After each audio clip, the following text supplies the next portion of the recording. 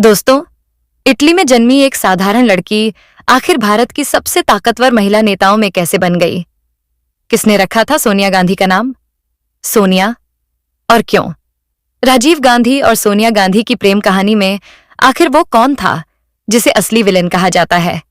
और क्यों सोनिया गांधी के पिता ने उनकी शादी के लिए ऐसी शर्त रखी कि राजीव और सोनिया को पूरे 1 साल तक इंतजार करना पड़ा? क्या सच में बच्चन परिवार और गांधी परिवार के बीच बहुत गहरा रिश्ता हुआ करता था? और सबसे बड़ा सवाल, जिस महिला का राजनीति में आने का कभी मन ही नहीं था, वही महिला सबसे लंबे समय तक कांग्रेस की अध्यक्ष कैसे बन गई? दोस्तों, आज की इस वीडियो में हम आपको बताएंगे सोनिया गांधी की जिंदगी के वो राज जिन्हें बहुत कम लोग जानते हैं। तो वीडियो को अंत तक जरूर देखिए, क्योंकि आगे की कहानी आपको हैरान कर देगी। दोस्तों, सबसे पहले आपको जानकारी देते हैं कि आखिर ये जो सोनिया गांधी हैं, इनका पूरा नाम क्या है, इनके पिता क्या करते थे, इनकी मां क्या करती थीं, इन सभी बातों की जानकारी देने की कोशिश करते हैं। दोस्तों, सोनिया गांधी का पूरा नाम एडविगे एंटोनिया अल्बिना माइनो था। इनका जन्म 9 दिसंबर 1946 को इटली के लुसियाना गांव में हुआ था। दोस्तों, इनके पिता का नाम स्टेफानो माइनो था, जो एक निर्माण ठेकेदार थे। वहीं इनकी मां का नाम पाओला माइनो था, जो एक रोमन कैथोलिक परिवार से पारंपरिक रूप से जुड़ी हुई थीं। इनकी 2 बहनें भी हैं। नादिया माइनो इनसे बड़ी हैं और अनुष्का माइनो इनसे छोटी हैं। अब यहां दोस्तों, एक और दिलचस्प बात समझने की कोशिश करिए। जैसा कि मैंने आपको शुरुआत में बताया था कि सोनिया नाम किसने रखा था, तो उसका राज भी समझ लीजिए। दरअसल सोनिया नाम इनके पिता स्टेफानो माइनो ने रखा था। कहा जाता है कि द्वितीय विश्व युद्ध के दौरान इटली की रूस के साथ लड़ाई में भागीदारी की याद में उन्होंने अपनी बेटी का नाम सोनिया रखा था, क्योंकि इटली में आमतौर पर सोनिया नाम नहीं होता। उनका असली नाम एंटोनिया माइनो और अल्बिना माइनो था, लेकिन बाद में उन्हें सोनिया माइनो के नाम से जाना जाने लगा और शादी के बाद वही सोनिया गांधी बन गईं। आगे समझने की कोशिश करिए दोस्तों, उनका बचपन ट्यूरिन के पास ओर्बासानो नाम की जगह पर बीता। वहां लोग उनकी खूबसूरती की वजह से उन्हें सिंड्रेला कहकर बुलाते थे। बचपन में उनका सबसे बड़ा शौक फुटबॉल खेलना था। वह अपने पड़ोस के बच्चों के साथ अक्सर फुटबॉल खेला करती थीं। इसी के साथ दोस्तों, जब वह भारत आईं तो उनका मन हिंदी साहित्य में भी लगने लगा। आपको जानकर हैरानी होगी कि इटली की सोनिया माइनो को मुंशी प्रेमचंद की किताब गोदान बहुत पसंद है। भारत आने के बाद वह हिंदी साहित्य की एक बड़ी प्रशंसक के रूप में भी जानी जाने लगीं। अब बात करते हैं उनकी पढ़ाई की। दोस्तों, उनकी प्रारंभिक शिक्षा स्थानीय स्कूल से हुई। इसके बाद 1965 में वह अंग्रेजी सीखने के लिए लंदन और कैम्ब्रिज चली गईं। यहीं से उनकी जिंदगी का सबसे बड़ा मोड़ शुरू होता है, क्योंकि कैम्ब्रिज में ही उनकी मुलाकात राजीव गांधी से हुई। कई इतिहासकार और रिपोर्ट्स यह दावा करते हैं कि उनकी love story love at first sight थी, यानी पहली नजर में ही दोनों एक दूसरे को दिल दे बैठे थे। अब समझिए कि उनकी पहली मुलाकात कैसे हुई। दोस्तों, 1965 में कैम्ब्रिज यूनिवर्सिटी के पास वर्सिटी ग्रीक रेस्टोरेंट में उनकी पहली मुलाकात हुई थी। दरअसल जिस जगह सोनिया गांधी रहती थीं, वहां का खाना उन्हें ज्यादा पसंद नहीं आता था, क्योंकि वह इटली से थीं और इटालियन खाने की शौकीन थीं, इसलिए उन्हें अपने स्वाद का खाना वहां नहीं मिल पाता था। इसी वजह से वह अक्सर उस ग्रीक रेस्टोरेंट में खाने के लिए जाया करती थीं। एक बगल में ही एक ग्रीक रेस्टोरेंट था जिसका नाम वर्सिटी था। इसी रेस्टोरेंट में सोनिया गांधी और राजीव गांधी की पहली मुलाकात हुई थी। अब जब मुलाकात हुई तो हुआ क्या, इसे समझने की कोशिश करिए दोस्तों। दरअसल इसी रेस्टोरेंट में Sonia Gandhi part time waitress का काम किया करती थीं।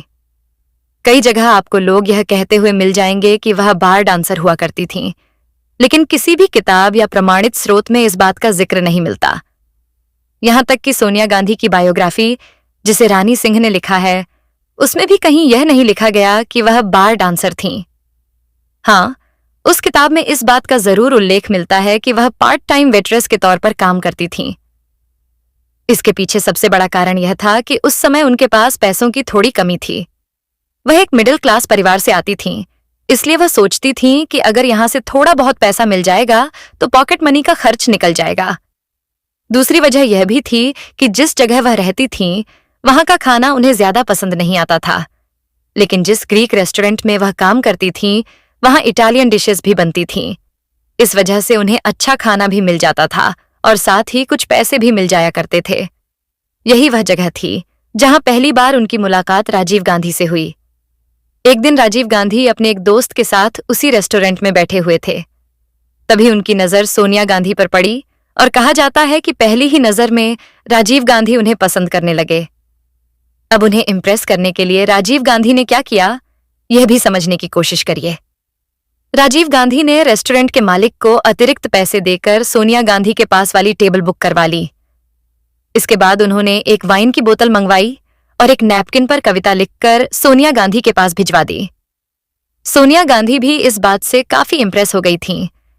जब उन्होंने राजीव गांधी को देखा तो पाया कि वह बहुत शांत स्वभाव के, विनम्र और बेहद आकर्षक व्यक्तित्व वाले इंसान थे। कैम्ब्रिज विश्वविद्यालय में उस समय बहुत से युवा और प्रतिभाशाली लड़के पढ़ते थे, लेकिन राजीव गांधी उन सबसे अलग नजर आते थे। शायद यही वजह थी कि सोनिया गांधी भी पहली नजर में ही राजीव गांधी को दिल दे बैठीं। इसके बाद एक दोस्त की मदद से दोनों की बातचीत शुरू हुई और धीरे धीरे दोनों एक दूसरे के करीब आने लगे। अब जरा उनकी पहली डेट के बारे में भी जान लीजिए। बताया जाता है कि अपनी पहली डेट पर दोनों ने सत्यजीत रे की फिल्म पाठेर पांचाली देखी थी। इसके बाद राजीव गांधी ने अपनी मां इंदिरा गांधी को एक चिट्ठी लिखकर पहली बार सोनिया गांधी के बारे में बताया। दोस्तों, उस समय खतों का जमाना हुआ करता था, इसलिए लोग अपनी भावनाएं और बातें चिट्ठियों के जरिए ही एक दूसरे तक पहुंचाते थे। तो दोस्तों, उस समय राजीव गांधी लगातार खत लिखा करते थे। लगभग 1.5 साल का उनका रिश्ता हो चुका था। इस दौरान बीच बीच में वह अपनी मां इंदिरा गांधी से सोनिया गांधी का जिक्र भी कर दिया करते थे। धीरे धीरे इंदिरा गांधी समझ चुकी थीं कि राजीव अब सच में प्यार में पड़ चुके हैं। इसके बाद राजीव गांधी ने लंदन में ही सोनिया गांधी और इंदिरा गांधी की मुलाकात का इंतजाम करवाया। यह मुलाकात कैम्ब्रिज यूनिवर्सिटी के आसपास ही हुई थी। दोस्तों, आपको जानकर हैरानी होगी कि इंदिरा गांधी कितनी सरल और संवेदनशील महिला थीं।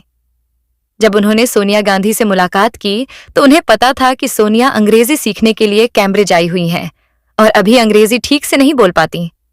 इसलिए जब इंदिरा गांधी ने उनसे बात की तो उन्होंने फ्रेंच भाषा में बात करने की कोशिश की ताकि सोनिया गांधी असहज महसूस न करें। बताया जाता है कि इंदिरा गांधी और सोनिया गांधी के बीच उस मुलाकात में ज्यादातर बातचीत फ्रेंच भाषा में ही हुई। इस मुलाकात के बाद इंदिरा गांधी को सोनिया गांधी पसंद आ गईं। उन्हें लगा कि सोनिया एक संस्कारी और सरल स्वभाव की लड़की हैं। लेकिन दोस्तों, अगर इस रिश्ते में किसी को सबसे बड़ा विलेन कहा जाए तो वह थे सोनिया गांधी के पिता। दरअसल सोनिया गांधी के पिता इस शादी के लिए तैयार नहीं थे। इसके पीछे सबसे बड़ा कारण यह था कि वह अपनी बेटी की शादी किसी दूर देश में नहीं करना चाहते थे, खासकर भारत जैसे दूर देश में, और वह भी एक राजनीतिक परिवार में। जैसा कि हर एक साधारण पिता का सपना होता है कि उसकी बेटी उसके आसपास रहे ताकि जरूरत पड़ने पर वह आसानी से उससे मिल सके। यही वजह थी कि सोनिया गांधी के पिता इस रिश्ते के लिए तुरंत तैयार नहीं हुए। हालांकि जब राजीव गांधी उनसे मिलने इटली पहुंचे तो उन्होंने बहुत शालीनता से उनसे बात की। सोनिया के पिता को राजीव गांधी का व्यवहार पसंद भी आया, लेकिन फिर भी दूरी की वजह से वह पूरी तरह से राजी नहीं थे। इसी दौरान उन्होंने एक खास शर्त रख दी। उन्होंने कहा कि अगर राजीव गांधी और सोनिया गांधी 1 साल तक एक दूसरे से दूर रहेंगे और फिर भी उनके बीच का प्यार वैसा ही बना रहेगा तो वह इस शादी के लिए तैयार हो जाएंगे। इसके बाद दोनों ने 1 साल तक दूरी बनाकर रखी, लेकिन उस दौरान भी दोनों एक दूसरे को खत लिखते रहे। इस दूरी के बावजूद उनका प्यार बिल्कुल भी कम नहीं हुआ। यही वजह थी कि 1 साल बाद सोनिया गांधी के पिता भी इस शादी के लिए तैयार हो गए। इसके बाद करीब 3 साल की डेटिंग के बाद 25 फरवरी 1968 को दिल्ली में हिंदू रीति रिवाजों के अनुसार राजीव गांधी और सोनिया गांधी की शादी हो गई। दोस्तों, यह कहानी आज भी लव एट फर्स्ट साइट की सबसे मशहूर कहानियों में से एक मानी जाती है, जो हमें यह सिखाती है कि सच्चा प्यार दूरी और मुश्किलों से भी मजबूत हो जाता है। अब दोस्तों, आपको बताते हैं कि आखिर बच्चन परिवार और गांधी परिवार के बीच क्या रिश्ता था। यह भी एक बहुत दिलचस्प और समझने वाली बात है। चलिए आपको एक एक करके पूरी जानकारी देते हैं। दोस्तों, सोनिया गांधी 13 जनवरी 1968 को भारत आई थीं। वह पालम एयरपोर्ट, दिल्ली पर उतरी थीं। अब आपको जानकर हैरानी होगी कि उन्हें लेने एयरपोर्ट पर कौन गया था। दोस्तों, उस समय अमिताभ बच्चन कोई बड़े कलाकार या सुपरस्टार नहीं थे, लेकिन फिर भी अमिताभ बच्चन सोनिया गांधी को लेने एयरपोर्ट पहुंचे थे। कुछ जगहों पर यह भी उल्लेख मिलता है कि संजय गांधी भी उनके साथ वहां मौजूद थे, जबकि कई जगहों पर यह भी कहा जाता है कि राजीव गांधी के साथ अमिताभ बच्चन एयरपोर्ट पहुंचे थे। अब आपको यह भी जानकर हैरानी होगी कि भारत आने के बाद सोनिया गांधी सबसे पहले हरिवंश राय बच्चन के घर ठहरी थीं। अब यहां पर आप सोच रहे होंगे कि मैं हरिवंश राय बच्चन और बच्चन परिवार का जिक्र क्यों कर रहा हूं। दोस्तों, दरअसल इंदिरा गांधी और तेजी बच्चन के बीच बहुत गहरी दोस्ती हुआ करती थी। तेजी बच्चन, जो कि अमिताभ बच्चन की मां थीं, उनका और इंदिरा गांधी का रिश्ता बहुत ही पारिवारिक और घनिष्ठ था। इसी वजह से जब सोनिया गांधी भारत आईं, तो वह सीधे दिल्ली में हरिवंश राय बच्चन के घर चली गईं। बताया जाता है कि बच्चन परिवार के घर सोपान में सोनिया गांधी करीब 43 दिनों तक रहीं। इस दौरान उन्होंने भारतीय संस्कृति, परंपराएं और रीति रिवाजों को समझा और सीखा। सोनिया गांधी तेजी बच्चन को अपनी गॉड मदर मानती थीं। दोस्तों, एक इंटरव्यू में सोनिया गांधी ने खुद कहा था कि मेरी एक माँ इटली में है, दूसरी माँ इंदिरा गांधी हैं और तीसरी माँ तेजी बच्चन जी हैं। उन्होंने बताया था कि तेजी बच्चन ने उन्हें भारतीय संस्कृति और परंपराओं के बारे में बहुत कुछ सिखाया। लगभग 43 दिनों तक मानो एक तरह से उन्हें भारतीय रीति रिवाजों की पूरी ट्रेनिंग दी गई थी। बताया जाता है कि राजीव गांधी और सोनिया गांधी की शादी की कई तैयारियां भी बच्चन परिवार के घर पर ही हुई थीं। यह भी कहा जाता है कि मेहंदी की रस्म भी वहीं पर की गई थी। इसके बाद 25 फरवरी 1968 को दिल्ली में हिंदू रीति रिवाजों के अनुसार राजीव गांधी और सोनिया गांधी की शादी हो गई। शादी में सोनिया गांधी वही साड़ी पहनती हैं जो इंदिरा गांधी ने अपनी शादी में पहनी थी। वह पिंक रंग की खादी की साड़ी थी, जिसे जवाहरलाल नेहरू ने खुद बुना था। इसके बाद शादी के बाद सोनिया गांधी इंदिरा गांधी के घर एक सफदरजंग रोड दिल्ली में रहने लगीं और वहीं से उन्होंने अपना नया जीवन शुरू किया। दोस्तों, सोनिया गांधी को कुकिंग का बहुत शौक था। खासकर उन्हें इटालियन खाना बनाना बहुत पसंद था। वह अक्सर अपनी सास इंदिरा गांधी के लिए इटालियन पास्ता बनाकर उन्हें खुश किया करती थीं। बताया जाता है कि इंदिरा गांधी भी बड़े चाव से सोनिया गांधी के हाथ का बना पास्ता खाया करती थीं।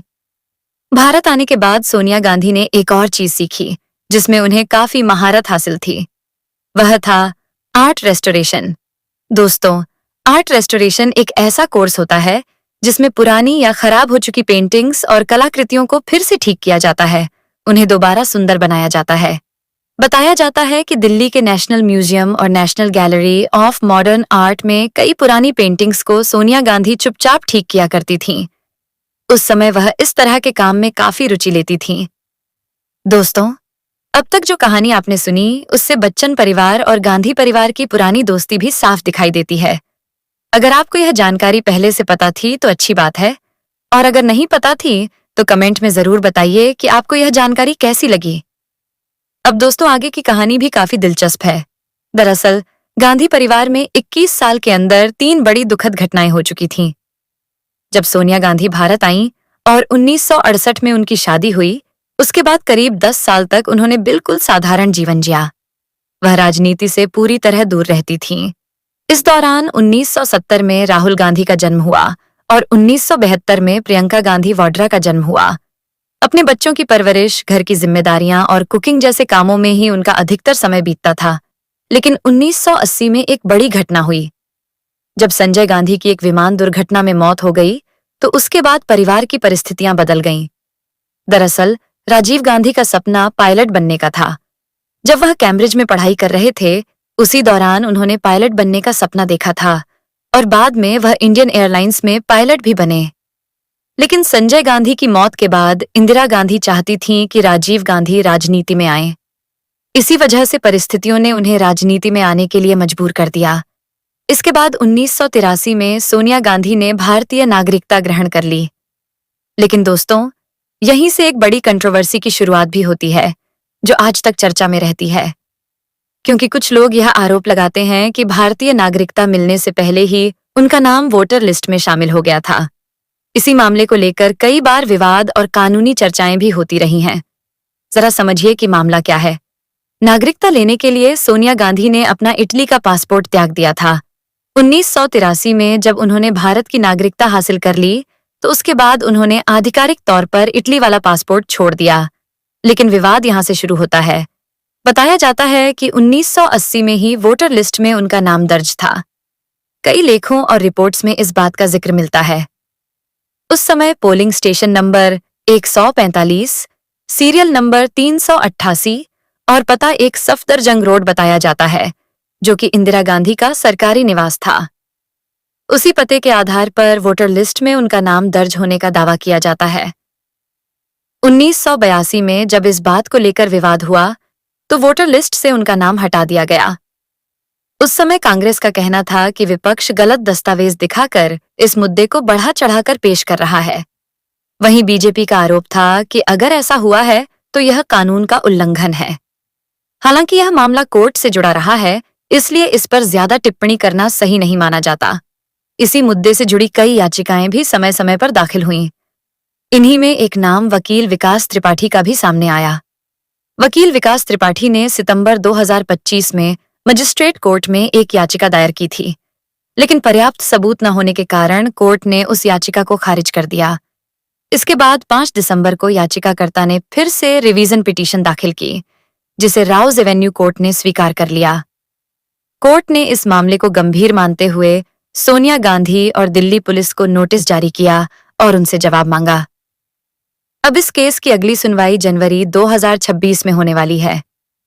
इसके अलावा सोनिया गांधी और राहुल गांधी पर नेशनल हेराल्ड केस को लेकर भी आरोप लग चुके हैं। नेशनल हेराल्ड एक अखबार था, जिसकी स्थापना 1937 में जवाहरलाल नेहरू ने की थी।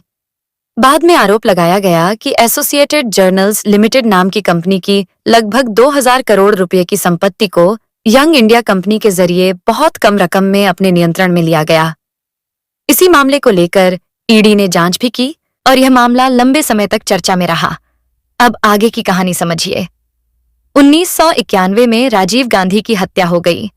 इस घटना के बाद सोनिया गांधी पूरी तरह सदमे में चली गईं और उन्होंने खुद को राजनीति से दूर कर लिया। दरअसल वह पहले से ही नहीं चाहती थीं कि राजीव गांधी राजनीति में आए या प्रधानमंत्री बने। उन्हें डर था कि जिस तरह गांधी परिवार के कई सदस्यों की मौत हो चुकी है, कहीं ऐसा राजीव गांधी के साथ भी ना हो जाए। दुर्भाग्य से बाद में उनका यह डर सच भी साबित हुआ। राजीव गांधी की मौत के बाद कांग्रेस पार्टी ने कई बार सोनिया गांधी से पार्टी की कमान संभालने की अपील की, लेकिन उन्होंने साफ मना कर दिया। इसके बजाय उन्होंने 21 जून 1991 को राजीव गांधी फाउंडेशन की स्थापना की। इस फाउंडेशन को बनाने का मकसद यह था कि राजीव गांधी के जो सपने अधूरे रह गए थे, उन्हें सामाजिक कार्यों के जरिए आगे बढ़ाया जाए। शिक्षा, स्वास्थ्य, रोजगार और बेटियों की पढ़ाई जैसे कई सामाजिक क्षेत्रों में यह संस्था काम करने लगी। यह संस्था आज भी एक नॉन गवर्नमेंटल ऑर्गेनाइजेशन यानी एनजीओ के रूप में मौजूद है। हालांकि समय समय पर इस फाउंडेशन की फंडिंग को लेकर भी सवाल उठते रहे हैं। खासकर विदेशी फंडिंग को लेकर विवाद हुआ, जिसके बाद सरकार ने विदेशी फंडिंग पर रोक भी लगा दी थी। 1991 से लेकर 1997 तक सोनिया गांधी ने राजनीति से दूरी बनाए रखी, लेकिन जब उन्हें लगा कि कांग्रेस पार्टी कमजोर होती जा रही है, तब उन्होंने आखिरकार राजनीति में कदम रखने का फैसला किया। 1997 में उन्होंने पहली बार कांग्रेस पार्टी की प्राथमिक सदस्यता ली और इसी के साथ उनकी सक्रिय राजनीतिक यात्रा की शुरुआत हुई। यह सदस्यता उन्होंने कर्नाटक में आयोजित एक कार्यक्रम के दौरान ली थी। 1998 में सोनिया गांधी कांग्रेस पार्टी की अध्यक्ष चुनी गईं।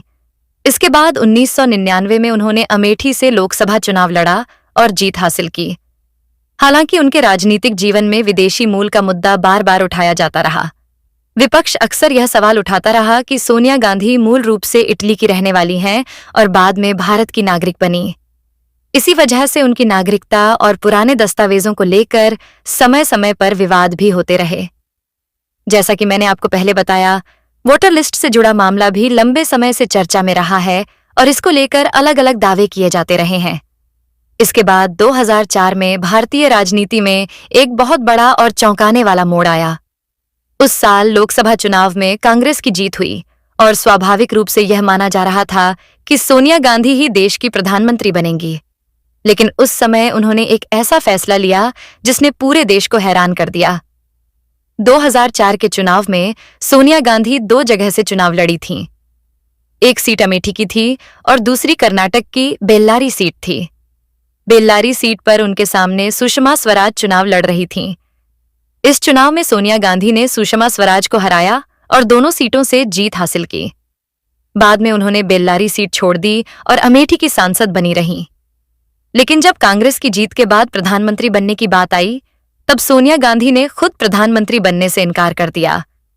यह उस समय का बहुत बड़ा और हैरान कर देने वाला फैसला था। बताया जाता है कि उस समय राष्ट्रपति एपीजे अब्दुल कलाम प्रधानमंत्री पद की शपथ के लिए तैयारियां कर चुके थे, लेकिन सोनिया गांधी के इनकार के बाद डॉक्टर मनमोहन सिंह का नाम प्रधानमंत्री के लिए आगे बढ़ाया गया। इसके बाद Sonia Gandhi UPA, United progressive alliance की चेयरपर्सन के रूप में सक्रिय रहीं और लंबे समय तक कांग्रेस पार्टी का नेतृत्व करती रहीं। वह 1998 से लेकर 2019 तक कांग्रेस की अध्यक्ष रहीं, जो कि पार्टी के इतिहास में सबसे लंबे समय तक अध्यक्ष रहने का रिकॉर्ड माना जाता है।